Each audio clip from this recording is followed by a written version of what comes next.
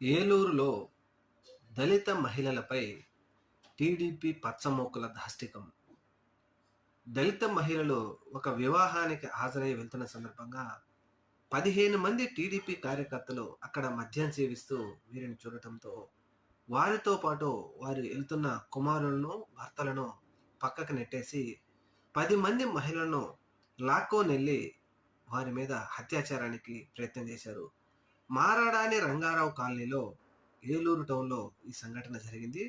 దీనిని మహిళలందరూ ఎదురు తిరిగి పోలీస్ స్టేషన్‌కెళ్ళి కంప్లెయింట్ చేయడానికి వెళ్తే, కంప్లెయింట్ తీసుకోకపోవడంతో పోలీసులు రోడ్డు మీద బైఠాయించి నిరసన వ్యక్తం చేశారు. ఆంధ్రప్రదేశ్ రాష్ట్రంలో మహిళలకు ఎటువంటి గౌరవం దక్కుతుందో ప్రతిరోజు జరుగుతున్న సంఘటనలను మనం చూస్తూనే ఉన్నాం.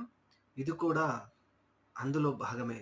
ఏలూరులో దళిత మహిళలపై 15 మంది పచ్చ పార్టీ కార్యకర్తలు వారి దుస్తులు చించేసి అత్యాచారానికి పాల్పడ్డ ఘటన వెలుగులోకి వచ్చింది.